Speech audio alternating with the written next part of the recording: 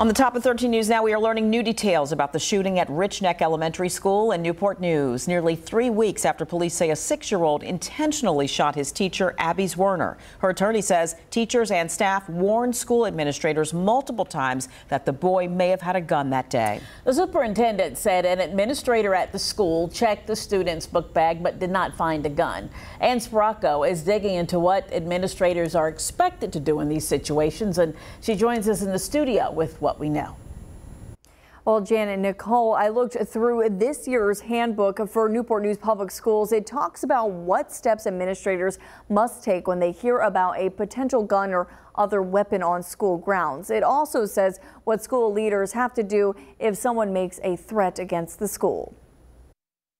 They failed to act and Abby was shot. In Wednesday's press conference, Abby Zwerner's attorney said Abby and other teachers told school administrators multiple times the 6-year-old boy likely had a gun the day of the shooting. Superintendent Dr. George Parker told 13 News Now at least one administrator searched the child's book bag that day but never found a gun. According to the handbook for Newport News Public Schools, the principal or a designee is supposed to conduct a search of that student and his or her belongings if a concern arises. The handbook also says leaders of each school are mandated to report threats made against school personnel to a local law enforcement agency or school resource officer.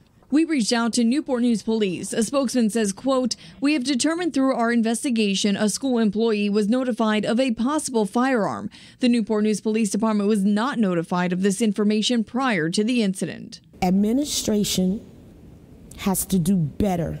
As Tracy DeBrew gets her grandson ready to return to his second-grade classroom at Richneck Elementary on Monday, she says she's becoming more concerned over the latest information. She says she wants to bring her community together through her church to help prevent gun violence. It takes a village to raise a child. That's a true saying.